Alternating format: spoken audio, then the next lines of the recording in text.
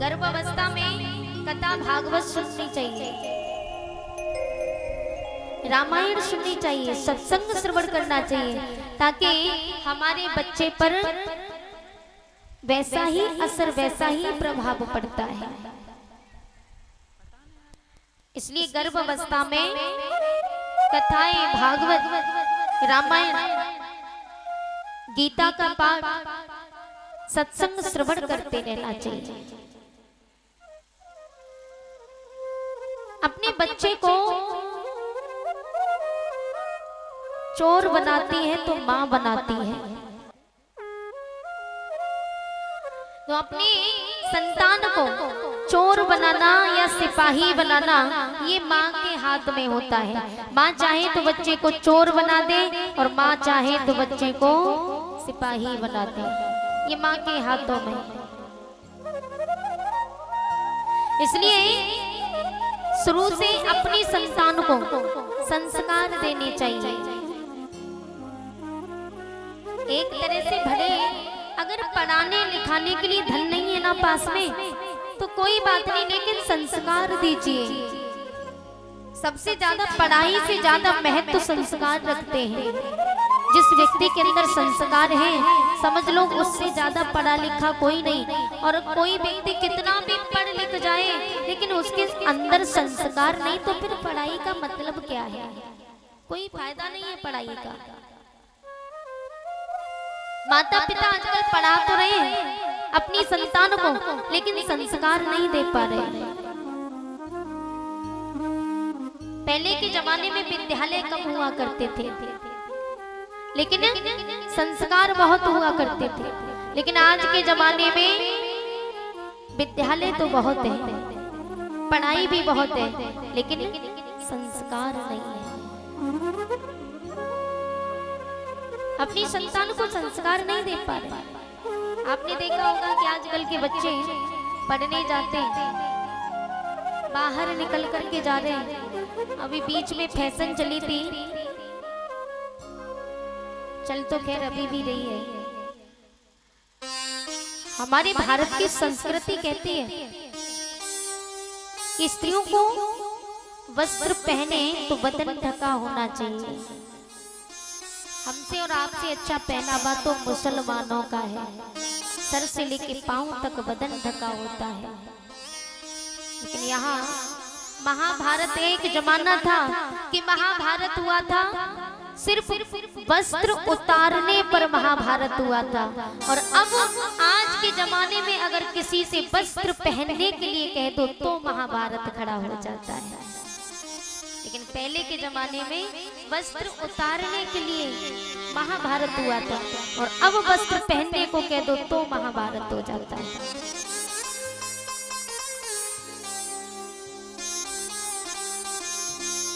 बीच में फैशन चली थी बहुत बड़ी।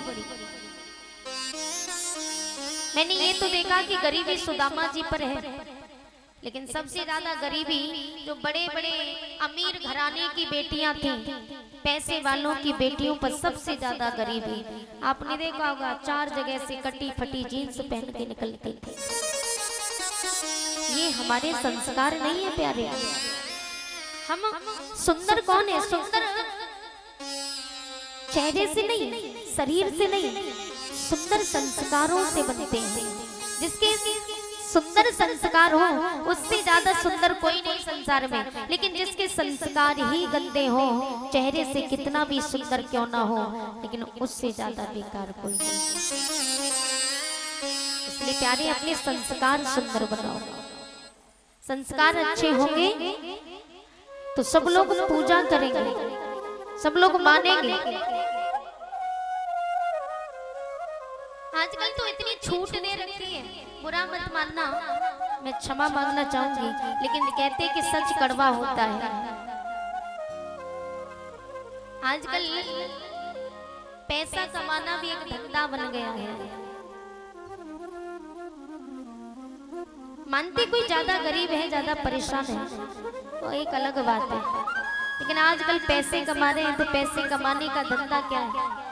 छोटे छोटे कपड़े पहन करके वीडियो बनाती हैं बेटियां, फेसबुक पर, इंस्टा पर वायरल होने के लिए न जाने क्या क्या, केवल व्यूज पाने के लिए अगर बदन भी खुला हो तो कोई परवाह नहीं है उन्हें। ये हमारे संस्कार नहीं है। स्त्री और बेटियां, बहू और बेटी हमेशा पर्दे के अंदर अच्छी लगती है, पर्दे से बाहर नहीं। लेकिन हम लोग पर्दे से बाहर जा रहे हैं, बेपर्दा हो रहे हैं। ये सारा संसार देखता है ना चंद पैसों के लिए। पैसा कमाना बुरी बात नहीं है, अच्छी बात है, लेकिन मेहनत का कमाओ। ये नहीं कि उल्टी सीधी रील बना करके डालते हैं। कितने लोग हमें देखते होंगे, आजकल के जमाने में तो मोबाइल तो सबके पास है, बुजुर्गों के पास भी, जवानों के पास, हर किसी के पास मोबाइल है। अरे जब हमारी वीडियो रिश्तेदार, बहारी, ये सब कोई देखता होगा ना, कितनी लज्जा आती होगी उन्हें। सोचते होंगे देखो ये फलाने की है, अरे ये वही है, ये तो फलाने सिंह की बेटी है, देखो इसको। बाप मेहनत मजदूरी करते करते मरा जा रहा है और इसको देखो कैसे वीडियो बना के डाल रहा है। तो इसमें आपकी लज्जा नहीं बल्कि बाप की आन मान शान पर आँच आती है प्यारे। जिस पिता ने तुम्हें पढ़ाने लिखाने के लिए क्या कुछ नहीं किया।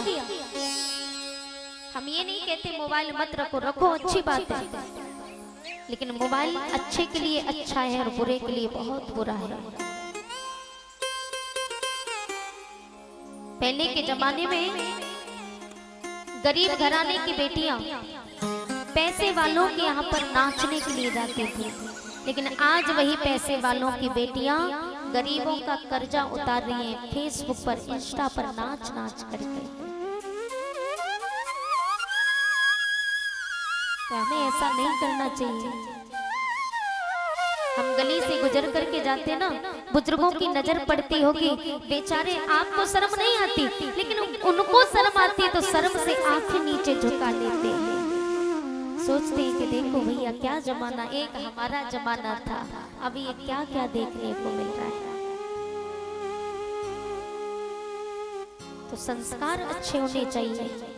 छोटा बेटा हुआ, ये सारी गलतियां माँ बाप की हैं। माँ बाप अच्छे संस्कार शुरू से देंगे तो मैं व्यासपीठ से दावा से कहती हूँ कि जीवन भर संस्कारी पुत्र हो या पुत्री बना रहेगा। क्योंकि पेड़ जब छोटा होता है ना, छोटे से अगर टेढ़ा होने लगे तो छोटे से आप उसको सीधा करके चलोगे तो सीधा ही रहेगा। अगर जब बड़ा हो जाए, जैसे ये पेड़ है, ये टेढ़ा खड़ा हुआ है, अब हम इसको सीधा करने की कोशिश करें, हो जाएगा? नहीं होगा, टूट जाएगा, लेकिन सीधा नहीं होगा। वैसे ही छोटा पेड़ होता अगर ये तो टेढ़ा होता तो हम पकड़ के सीधा कर देते। तो अपने बेटा हो या बेटी, शुरू से ही छोटे से संस्कार अच्छे अच्छे दो। बेटा गालियां देता है माँ बाप के सामने, बहुत सारी गंदी गंदी गालियां देता है। उस समय माँ हंसती है, बाप हंसता, अरे भैया देखो मेरा बेटा गालियां दे रहा है। इसमें कोई हंसने वाली बात नहीं है, इसमें कोई संस्कार वाली बात नहीं है, अच्छी बात नहीं है। बल्कि जब बेटा गाली दे तभी आंखें दिखा दो। आज के बाद गाली देना तो समझ जाना वो नहीं देगा। जब आप वो गालियां दे रहे हैं, आप हंस हंस के दिखा रहे हो तो वो देगा ही। थोड़ा और बड़ा हुआ, चोरी करने के लिए जाता है, किसी के खेत से सब्जी चुरा करके लाए तो माँ शाबाशी देती, बेटा कहाँ से लाया? बोले माँ मैं चुरा के लाया हूँ। माँ कहेगी चल कोई बात नहीं, वैसे भी सब्जी नहीं थी ना, आज की सब्जी बन जाएगी। तो बेटा कहता मेरे चोरी करने पर मेरी माँ आज इतनी खुश हुई है, कल फिर लेके आऊंगा। और छोटी छोटी चोरियों से बड़ी बड़ी चोरियां करने लगता है। और जब बड़ी बड़ी चोरियां करने लगता है ना, तब माँ रोती है, पकड़ जाता है, सर पटकती है। तब बेटा कहता है कि माँ अब क्यों रोती है? चोरी करना भी तो तूने ही सिखाया। काश बेटा जब छोटी सी पहले दिन ही चोरी करके आए, तब माँ उसमें खींच के तमाचा दे और कहे कि आज के बाद अगर तू चोरी करके घर में आया तो मैं तुझे घर में घुसने नहीं दूंगी, तो डर जाएगा। दोबारा चोरी नहीं करेगा। तो प्यारे ये माँ के हाथ में होता है। खुद पढ़ो, खुद पढ़ पाओ या ना पढ़ पाओ, लेकिन अपने संतान को तो अच्छे अच्छे संस्कार दे दो मैयाओं। ये जमाना बड़ा विचित्र है। आगे धीरे धीरे घोर कलयुग आएगा। अभी तो पहला चरण चल रहा है, अरे दूसरा चरण प्रारंभ होने के लिए जा रहा है। 4 चरण हैं, न जाने चौथा चरण देखने को मिलेगा कि नहीं, अगर यही ऐसा ही माहौल बना रहा तो। इसलिए निवेदन है माताओं से, अपनी संतान को अच्छे अच्छे संस्कार दो, पुण्य धर्म होता रहे,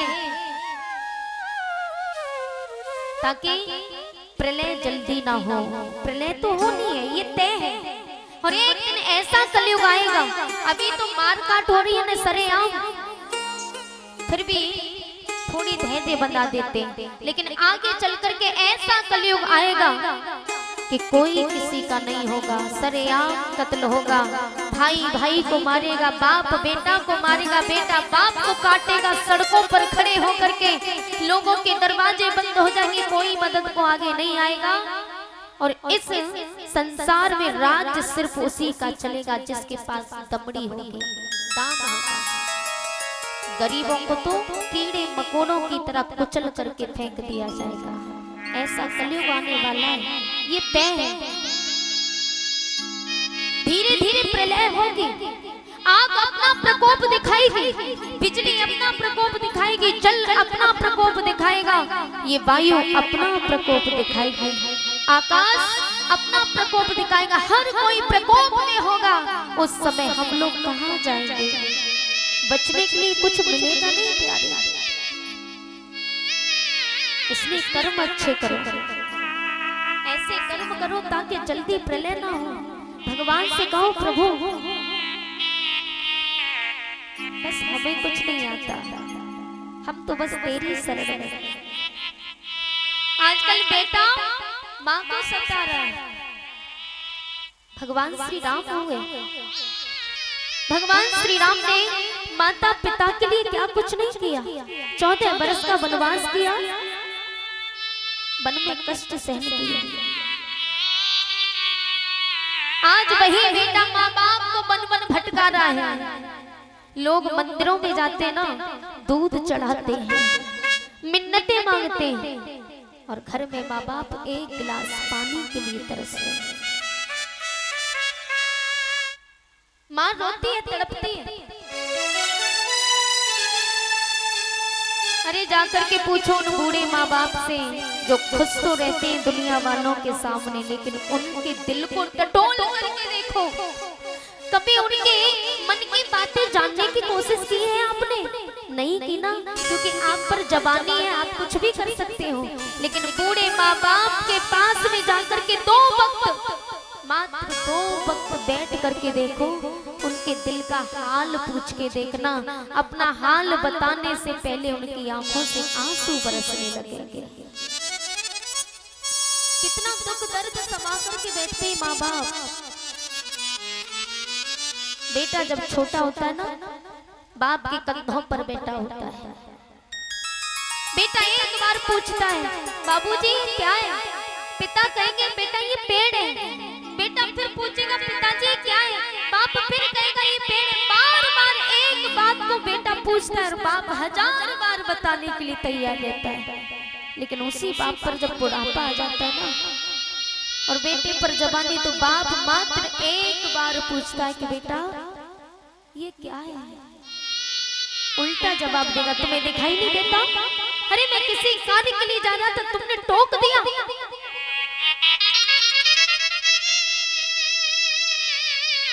लोग माँ को रुलाते हैं, माँ से कहते हैं कि माँ तूने मेरे लिए किया ही क्या? जब से मेरी शादी हुई है ना, घर में मेरी बीबी आई है, तब से तूने तहलका मचा के रख दिया। तुझे मेरी बहू भाती नहीं है ना, मेरी बीबी अच्छी नहीं लगती है ना, तू मेरी बहू से लड़ती है। अरे माँ क्यों लड़ेगी प्यारे? आपने अपनी बीबी की बात सुनी, बीबी ने कान भर दिए, लेकिन माँ से कभी बैठ करके पूछा कि माँ तुझसे उसने क्या कहा? हर बार पत्नी के कहने पर माँ को डांटते रहे और माँ ऐसी ममता की मूरत जो हंसते हंसते हर दुख सहन करती रही। उसने कभी लौट के ये नहीं कहा कि बेटा तेरी बहू ने ये किया, और कह भी दे बेचारी तो कौन मानता है उस बूढ़ी माँ की बात? मानता है कोई? नहीं मानता। बेटा तो वो है। एक बार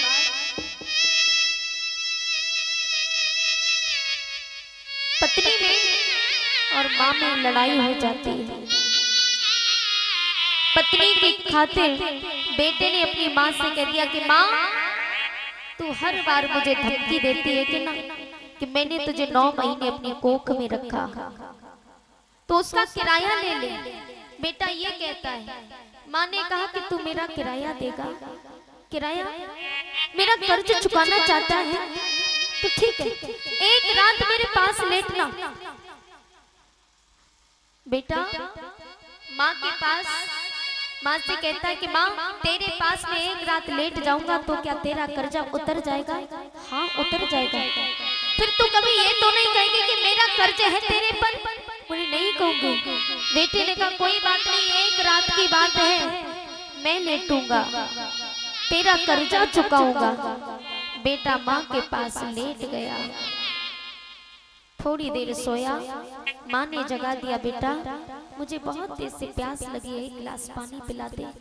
बेटा नींद में था, उठा और दौड़ा दौड़ा गया रसोई से एक गिलास पानी लेके आया।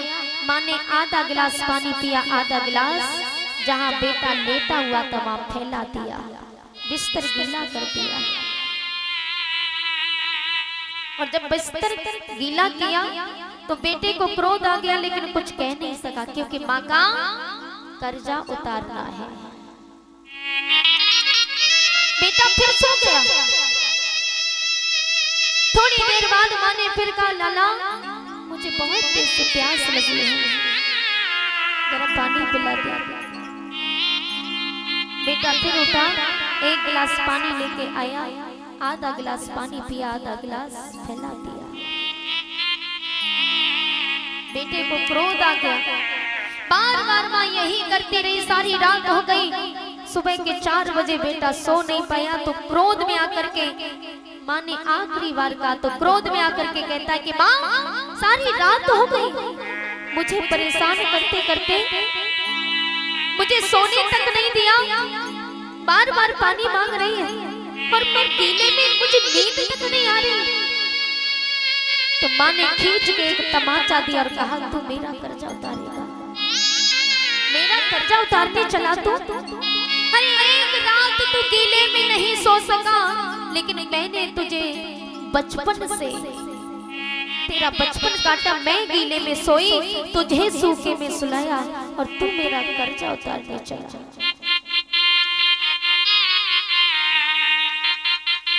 माँ जैसा मित्र संसार में कोई नहीं हो सकता प्यारे।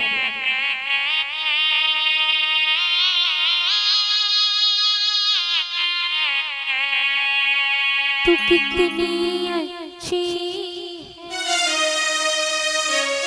तू कितनी प्यारी है। इस संसार में अगर कोई सबसे ज्यादा सुंदर है तो वो माँ है। आप मानो या मत मानो, हमने उस भगवान को तो नहीं देखा प्यारे, लेकिन जीते जी भगवान हमारे माता पिता है। एक बार बूढ़े बाप के पास जाकर के बैठ के देखो, उस बाप के हृदय से आह निकलेगी, रोता हुआ दर्द निकलेगा। तू कितनी अच्छी है, तू कितनी भोली है, प्यारी प्यारी है।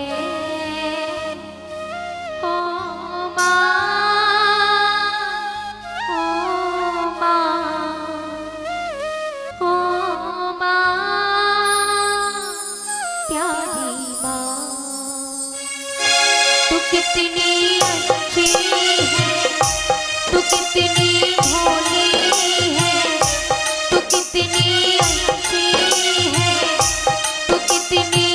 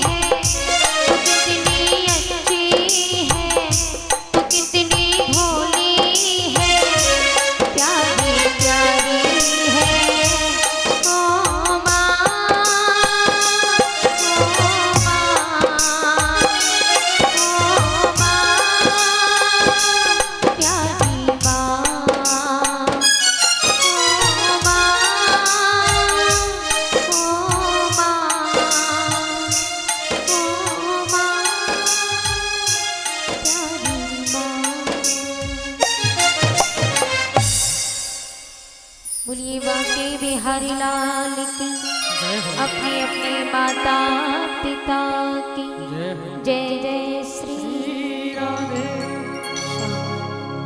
मैया क्या सारा ज्ञान देव ऋषि नारद से प्राप्त करती हैं। माँ के गर्भ में ही प्रहलाद ने सारा ज्ञान प्राप्त कर लिया। मैया कयाधु वापस लौट करके आई तो कयाधु के गर्भ से पुत्र का जन्म होता है। उस पुत्र का नामकरण संस्कार किया तो उस पुत्र का नाम प्रहलाद पड़ा। हिरण्यकश्यप के 4 पुत्र थे। सबसे बड़े पुत्र का नाम था राज, अनुराग, वैराग और प्रहलाद। ये 4 पुत्र थे हिरण्यकश्यप के। प्रहलाद जी सबसे छोटे थे। तो प्रहलाद को पढ़ने के लिए हिरण्यकश्यप ने विद्यालय में भेजा। जिस विद्यालय में भेजा उस विद्यालय का नाम था हिरण्यकश्यप दानव विश्वविद्यालय। उस विद्यालय में पढ़ने के लिए भेजा।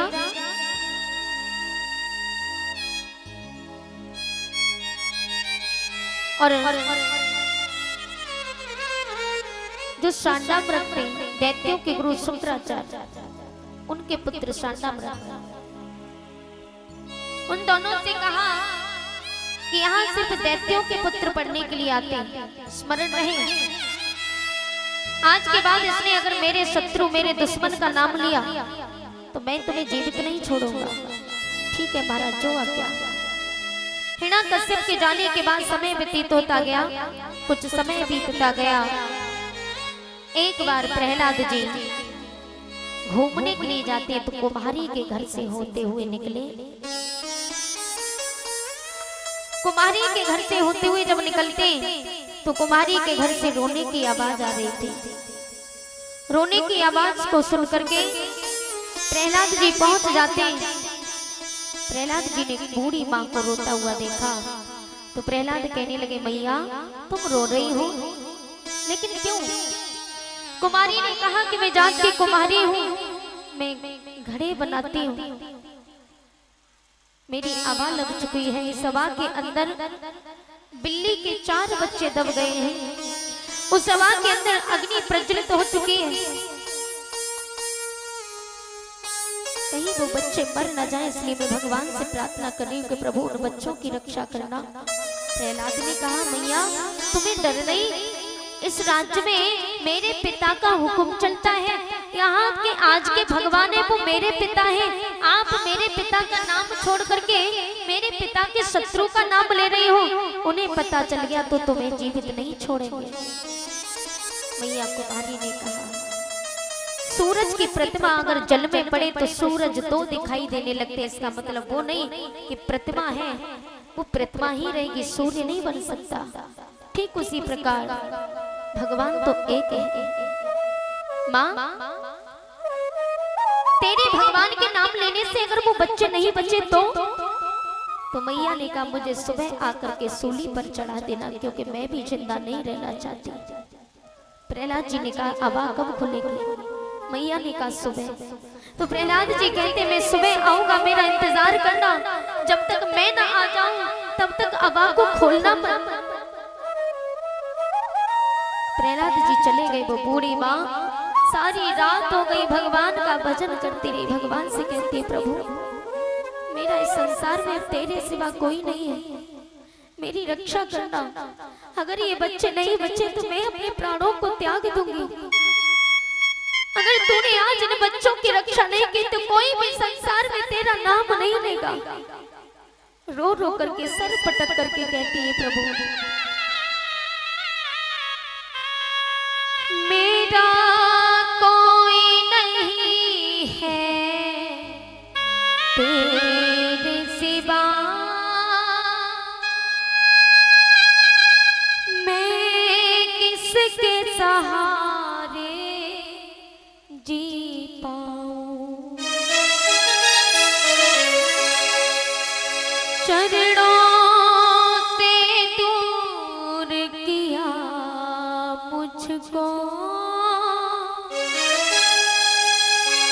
अब तुम ही बताओ कैसे जी पाऊं। अब तुम ही बताओ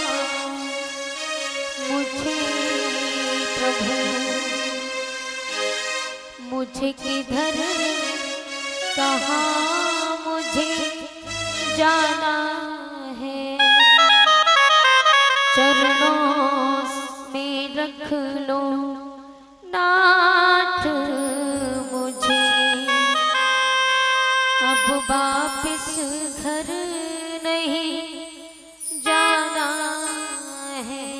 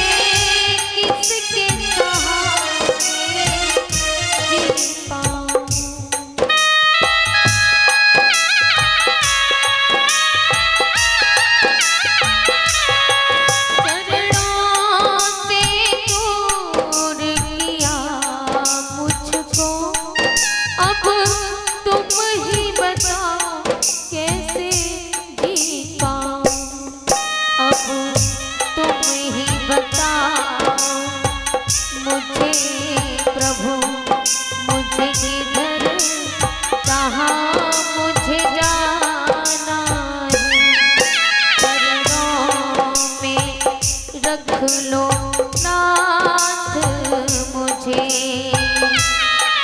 अब वापिस घर नहीं जाना है।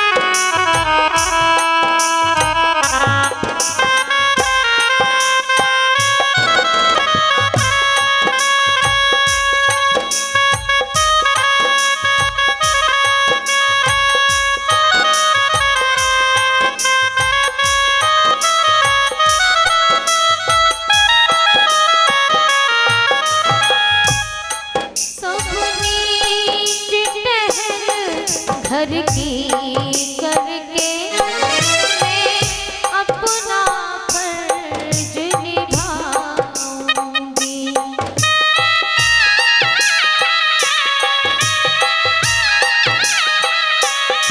सब नीच टहल घर की करके मैं अपना फर्ज निभाऊंगी।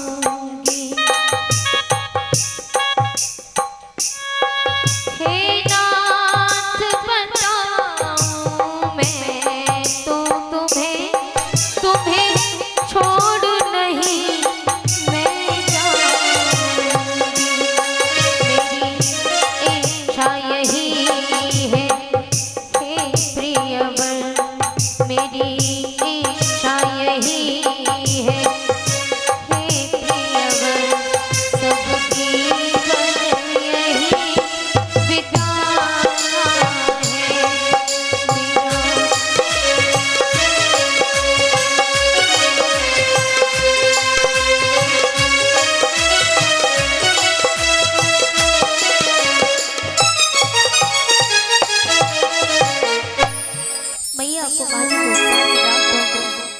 भगवान का भजन करते करते सुबह हुआ तो प्रहलाद जी पहुंच जाते। मैया से कहा, मैया कहाँ है तेरी अबा? उसी समय अबा के पास में कुमारी लेकर के जाती है। प्रहलाद जी देखते कि अबा के अंदर सारे घड़े पक जाते, मात्र एक घड़ा कच्चा रह जाता जिस घड़े के अंदर बिल्ली के 4 बच्चे थे।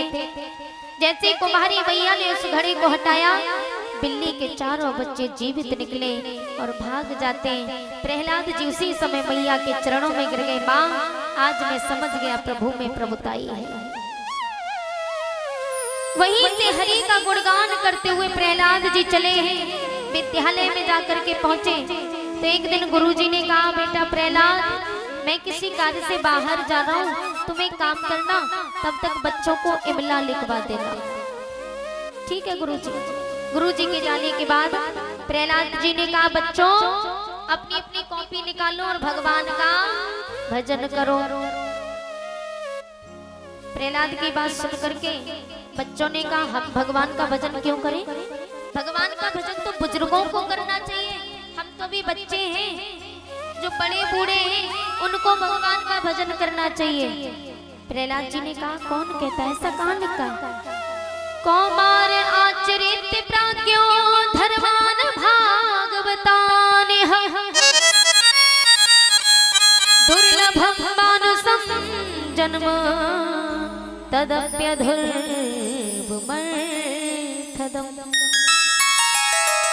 बड़े भाग्य से मनुष्य का तन मिला है, और तुम कहते हो कि भगवान का भजन बुजुर्गों को करना चाहिए, बच्चों को नहीं। तो ऐसा कहाँ लिखा है? क्या ध्रुव जी बच्चे नहीं थे? उन्होंने तो बाल अवस्था में भगवान के दर्शन कर लिए, और आप कहते हो कि भगवान का भजन बुजुर्गों को करना चाहिए। अरे बुढ़ापा किसने देखा? कोई भरोसा थोड़ी है। आज हम बच्चे हैं और कल की सुबह देखने को मिले ना मिले, और हम इसी आस में जीते रहे कि जब बुढ़ापा आएगा तभी भगवान का भजन करेंगे। तो बुढ़ापे में पता है कैसी हालत हो जाती है? बुढ़ापे में ऐसी हालत हो जाती है, नाक से बहेगा नाला, आंख पे तनेगा जाला, लाठी से पड़ेगा पाला जरा जिंदगानी में। खड़े खड़े वस्त्रों में करोगे मलमूत्र त्याग, पड़े पड़े थूकते रहोगे पीकदानी में, पड़े पड़े थूकते रहोगे पीकदानी में। ऐसी हालत हो जाएगी, 4 पाई पे पड़े पड़े वही पीकदाना रख दिया जाएगा, वही थूकते रहो। 4 पाई पर ही मलमूत्र त्याग करते रहोगे, घर वाले भी कहेंगे बुढ़ा न जाने कब मरेगा। जब ऐसी हालत हो जाएगी और हम कहें कि भगवान का भजन बुढ़ापा आएगा तभी करेंगे, अरे बुढ़ापे में अपना शरीर नहीं संभाल पा रहे तो भगवान का भजन क्या करोगे? मुंह के दांत उखड़ जाएंगे, मुंह में एक भी दांत नहीं रहेगा।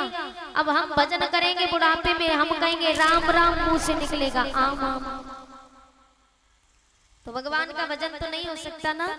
कि शक्ति ना रहेगी तब भक्ति क्या करोगे? तब राम नाम बोलते तुम्हारी बदबाड़ी में, राम नाम बोलते तुम्हारी बदबाड़ी में।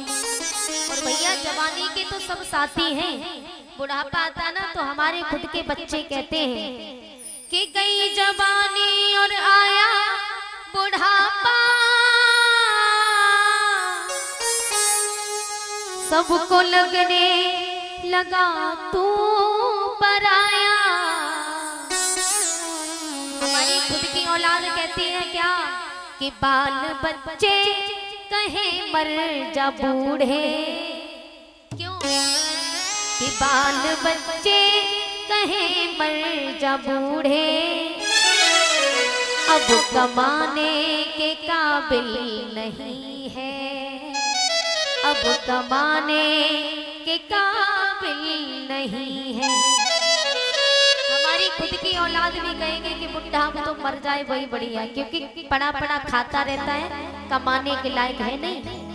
जब तक कमाते हैं तब तक अपनापन सा लगता है कि ये मेरा बाप है, मेरा भाई है, और कमाना छोड़ दे बुढ़ापा आ गया ना तो खुद की पत्नी भी कहती है अब तो भगवान बुढ़ा मर जाए मट्टी समेट ले, वही अच्छा है। इसलिए बुढ़ापे का कोई भरोसा नहीं, बुढ़ापा आया कि ना आया, जवानी में ही राम नाम सत्य हो गया, हम इंतजार करते रहे बुढ़ापे का। तो जब समझ आ जाए तब भगवान का भजन करो कि भजन कर मस्त जवानी में बुढ़ापा किसने देखा। इसलिए कहते मैया भजन कर लो, हाथ ऊंचे उठा के बोलो कि भजन कर मस्त जवानी में बुढ़ापा किसने देखा है। भजन कर मस्त जवानी में बुढ़ापा किसने देखा है।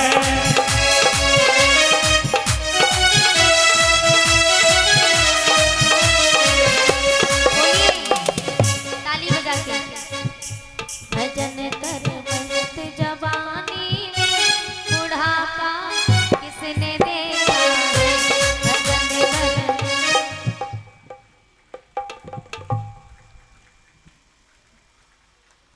जोर से बोलो।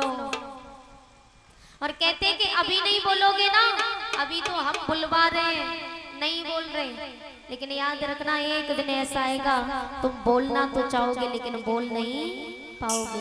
कहते हैं कि बोलने को दी जुबान पर तू बोलता क्यों नहीं। लेने को ये हरि का नाम मुख खोलता क्यों नहीं। बोलने को दी जुबान तू बोलता क्यों नहीं। लेने को हरि का नाम मुख खोलता क्यों नहीं। लेकिन प्यारे आज का न बोलना कि आज का न बोलना कल वहाँ याद आएगा। तू बोलना तो चाहेगा, तू बोलना तो चाहेगा पर बोल नहीं पाएगा। बोलना तो चाहोगे लेकिन बोल नहीं पाओगे प्यारे। इसलिए तो ना हाथ ऊंचे उठा के बोलो। भाभी जी नींद आ रही है आपको, हाथ उठा के ताली बजाओ, नहीं आएगी। भजन कर मस्त जवानी में बुढ़ापा किसने देखा है। भजन कर। इनको थोड़ा डर लगा इसलिए बोल गए बेचारे। ये डरते भगवान से, वास्तविक भगवान से डरना चाहिए। लेकिन हमने इतनी बातें कही फिर भी इनकी समझ में कुछ नहीं आया। तो फिर बोलो जोर से कि भजन कर मस्त जवानी में। 1 2 3 4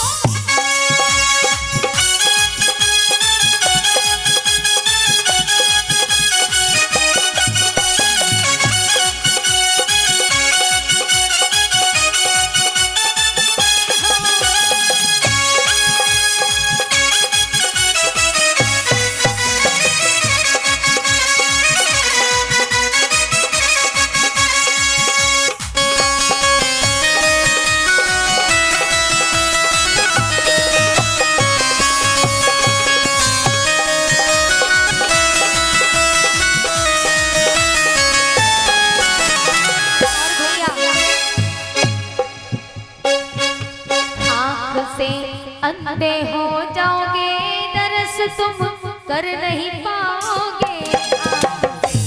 अंधे हो जाओगे दरस तुम कर नहीं पाओगे। ऐसे ताली बजाओगी तो नींद तो वैसे भी आएगी। क्यों भाभी जोर से बजाओ तो नींद अपने आप भाग जाएगी। सही में आँख से अंधे हो जाओगे दरस तुम कर नहीं पाओगे। आँख से अंधे हो जाओगे दरस तुम कर नहीं पाओगे। इसलिए दरस कर दरस कर दरस कर मस्त जवानी में बुढ़ापा।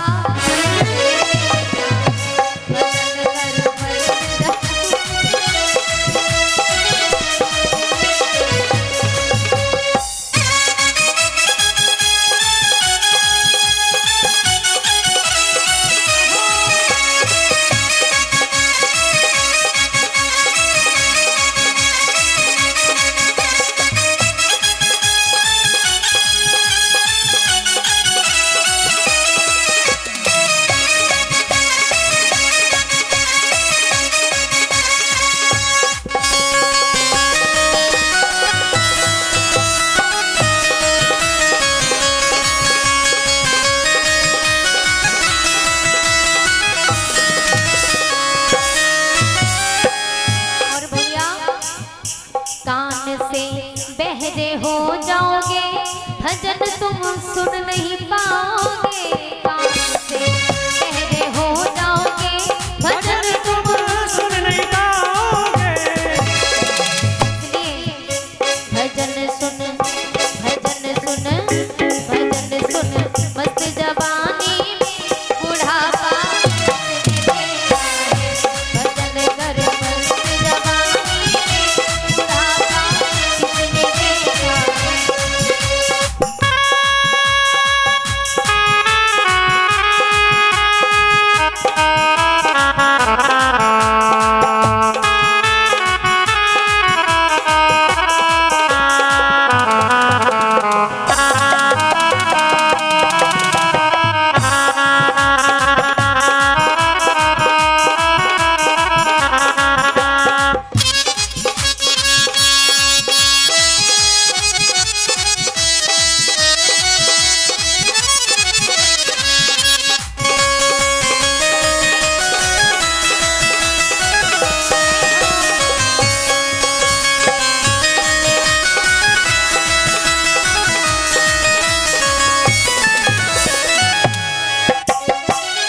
बोलिए गोविंद भगवान की, राधा रमण सरकार की जय जय श्री राधे श्याम।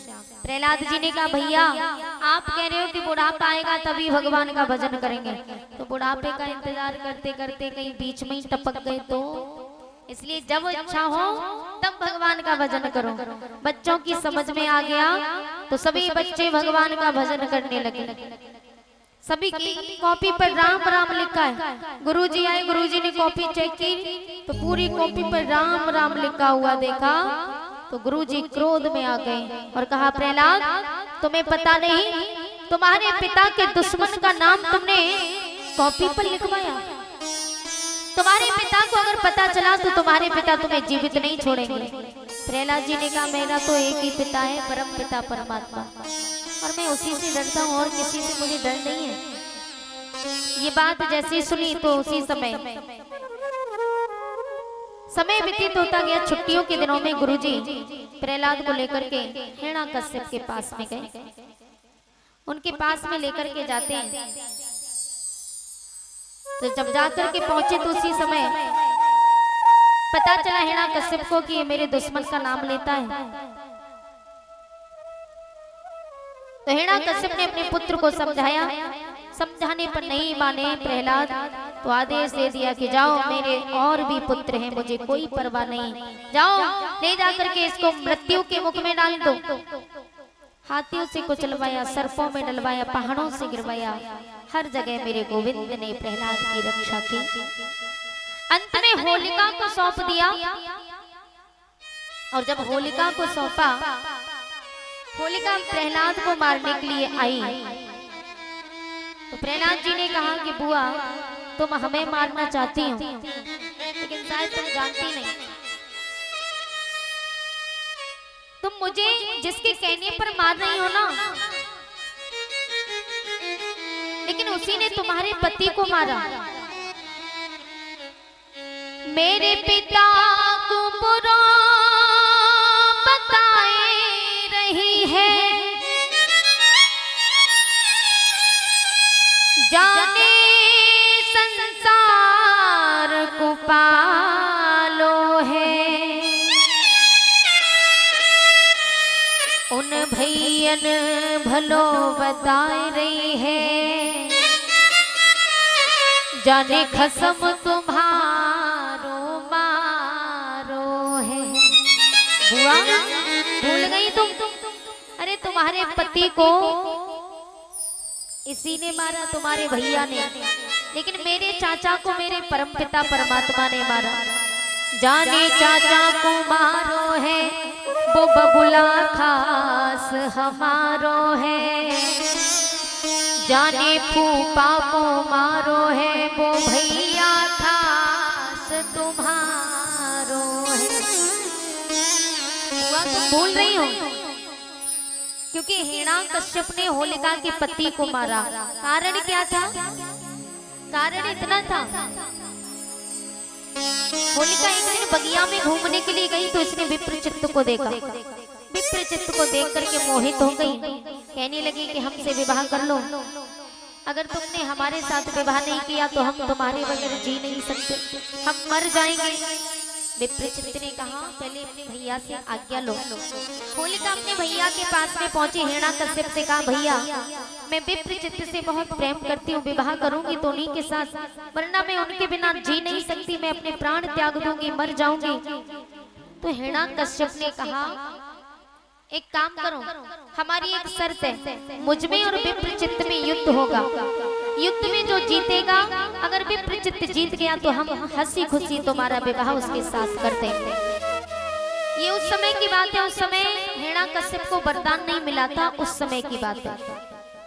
युद्ध हुआ दोनों में, हिरण्याकश्यप को विप्रचित्त ने हरा दिया, मजबूरन होलिका अपनी बहन का विवाह विप्रचित्त के साथ में करना पड़ा, लेकिन उसे अपनी हार मंजूर नहीं हुई, क्रोध में आ गया। होलिका अपने पति के साथ में मंदिर में गई माता रानी से आशीर्वाद लेने के लिए। तो माता भवानी ने कहा कि पुत्री तेरी जोड़ी तो बहुत सुंदर है, लेकिन तेरी जोड़ी ज्यादा दिनों तक चलने वाली नहीं है, तू बहुत जल्द विधवा हो जाएगी। ये बात जैसे ही सुनी तो उसी समय होलिका रोने लगी और कहा माँ, हर बेटी को हर माँ सदा सुहागिन होने का वरदान देती, लेकिन माँ तू कैसी माँ है। माता रानी ने कहा यही विधि की विधना है, तेरे नसीब में यही लिखा है, लेकिन हाँ मैं तुझे एक चीर देती हूँ, ये चीर जब तक तेरे पति के ऊपर रहेगा तब तक कोई भी बाल बांका नहीं कर सकता। तो वो चीर लेकर के होलिका गई, जब भी सोती अपने पति के ऊपर चीर डाल के सोती थी। एक दिन हवा के कारण चीर नीचे जमीन पर गिर गया, हिरण्याकश्यप को मौका मिला, तलवार लेकर के अपने ही खास बहनोई के टुकड़े टुकड़े कर दिए। उस समय होलिका ने कहा कि भैया तूने मेरा वंश आगे बढ़ने नहीं दिया, लेकिन मैं भी कसम खाती हूँ मैं तेरा वंश आगे बढ़ने नहीं दूंगी। इसलिए होलिका प्रहलाद को मारना चाहती थी। वन में जाके लकड़ियों की चिता बनाई, प्रहलाद को गोदी में लेकर के बैठ गई, अपने ऊपर चीर डाल लिया, अग्नि प्रज्वलित की, तो भगवान की ऐसी कृपा होती है, चीर उड़ के प्रहलाद के ऊपर आ गया और होलिका जल करके दहन हो गई। बोलो गोविंद भगवान की जय जय श्री राधे। उसी दिन से होली का त्योहार मनाया जाता है और देवताओं ने प्रसन्न होकर के अंबर से रंग गुलाल उड़ाया, राक्षसों ने क्रोध में कीच मट्टी धूल उड़ाई, तभी से होली का त्योहार मनाया जाता है, ये तो सब जानते हैं। दीपावली का त्योहार क्यों मनाया जाता है ये भी सब जानते हैं। दीपावली का त्योहार भगवान श्री राम 14 वर्ष का वनवास करके घर वापस आए। तो आपने देखा होगा कि पहली दीपावली वाले दिन केवल एक दीपक जलता है, वो जानते हो क्यों जलता है? और दूसरे दिन बहुत सारे दीपक जलते हैं। तो वो इसीलिए जब भगवान श्री राम 14 वर्ष का वनवास करके वापस अयोध्या लौट करके आए, तो ये बात केवल माता कौशल्या को पता थी। तो माता कौशल्या बेसब्री से इंतजार कर रही थी प्रभु श्री राम को आता देख। माता कौशल्या ने एक दीपक जला के देहरी पर रखा। अयोध्या वासियों ने देखा, पूछा कि माते इतने वर्षों के बाद ये दीपक क्यों? माता कौशल्या ने कहा कि आज मेरा पुत्र राम 14 वर्ष का वनवास करके घर आया है। तो अयोध्या वासी बड़े प्रसन्न हुए, कहा माँ ये बात हमें पता नहीं थी, लेकिन कल हम पूरे अयोध्या वासी मिलकर के प्रभु श्री राम के आने का उत्सव मनाएंगे और घर घर में दीपक जलाएंगे। तब दूसरे दिन बहुत सारे दीपक जलाए थे, वो इसीलिए। लेकिन रक्षाबंधन का त्योहार क्यों मनाते हैं ये हम अभी आपको बताएंगे आगे वाली कथा में। होलिका जब जल करके दहन हुई तो हिरण्याकश्यप, पता चला कि मेरी बहन इस दुनिया में नहीं है, स्वयं हाथ में तलवार लेकर के प्रहलाद को मारने के लिए आ गया। तो प्रहलाद जी हाथ जोड़ करके अपने पिताजी से बोले, पिताजी कि मोहे राम नाम प्यारा, मोहे राम नाम प्यारो पिताजी मोहे मत मारो मोहे राम नाम प्यारो पिताजी मोहे मत मारो मोहे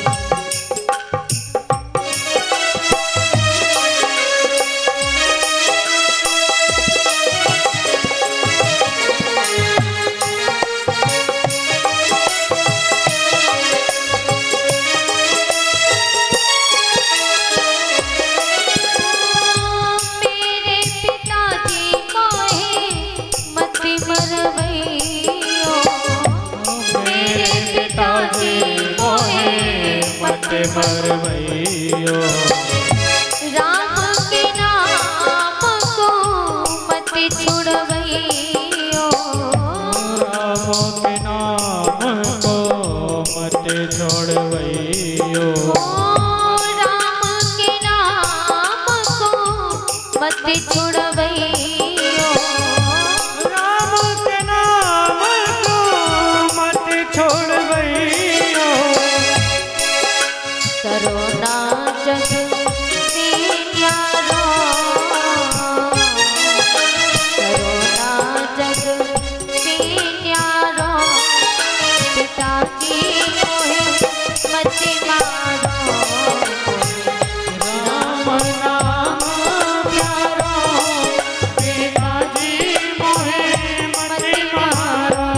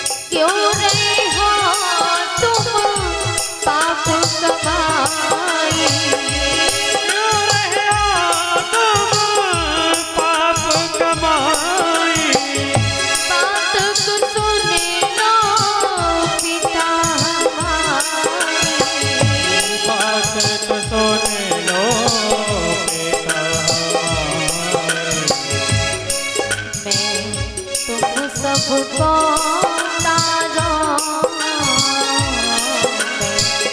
तुम सबको तारो पिताजी मोहे मत मारो मोहे राम नाम प्यारो पिताजी मोहे मत मारो राम नाम प्यारो पिताजी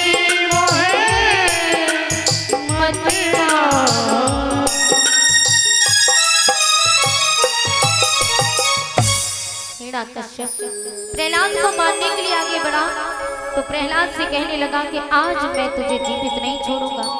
मैं भी देखता हूँ कि तुझे कौन बचाता है। बोल कहाँ है तेरा पिता। प्रहलाद जी ने कहा मेरा पिता तो हर जगह व्यापक है, मुझ में है, आप में, इस तलवार में, इस खंबे में, हर जगह मेरा पिता व्यापक है।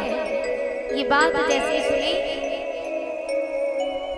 तो हिरण्यकश्यप ने कहा कि मैं भी देखता हूँ। खंबे को अग्नि से लाल करवाया और कहा कि यदि तेरा पिता इस खंबे के अंदर होगा तो तुझे बचाने जरूर आएगा। इस खंबे को हृदय से लगाओ। प्रहलाद जी ने देखा कि भगवान छोटी सी चींटी का रूप धारण करके अग्नि के लाल खंबे पर रेंगने लगे। प्रहलाद ने कहा जब छोटी सी चींटी को कुछ नहीं हो रहा, मेरा शरीर तो इतना बड़ा है, इतना विशाल है, तो भला मुझे क्या होगा। उसी समय प्रहलाद जी दौड़े दौड़े गए, खंबे को जैसे ही हृदय से लगाया तो खंबा एकदम से ठंडा पड़ गया। हिरण्यकश्यप नजारा देख करके क्रोधित हुआ, हाथ में तलवार लेकर के जैसे ही मारने आगे बढ़ा तो एकदम से खंभा फट जाता है। और खंभा फटा तो खंभे से नरसिंह भगवान निकले हैं। नरसिंह भगवान हिरण्याकश्यप के केस पकड़ करके बीच दहरी पर ले जाते। बोल नरसिंह भगवान की। बीच दहरी पर ले जाकर के रख दिया और कहा, बोल तूने जो वरदान मांगा, तेरे वरदान के मुताबिक बाहर है के भीतर, प्रभु न बाहर न भीतर, बीच दहरी पर। भगवान ने कहा, बोल साल के 12 महीने, बोले नहीं है 13वां महीना प्रकट किया, जिसको लौंग का महीना कहते हैं। भगवान ने कहा, बोल दिन है कि रात, बोले प्रभु न दिन है न रात, संध्या का समय था। भगवान ने कहा, बोल मैं नर हूं कि पशु, प्रभु आप तो दोनों हो। भगवान ने उठा के जंघा पर रख लिया। भगवान कहते, बोल ऊपर है कि नीचे, आपकी जंघा पर। भगवान ने कहा, बोल मेरे हाथों में अस्त्र है कि शस्त्र, बोली प्रभु कुछ भी नहीं है। भगवान ने अपने बड़े बड़े नाखूनों से हिरण्याकश्यप के पेट को फाड़ दिया। बोली नरसिंह भगवान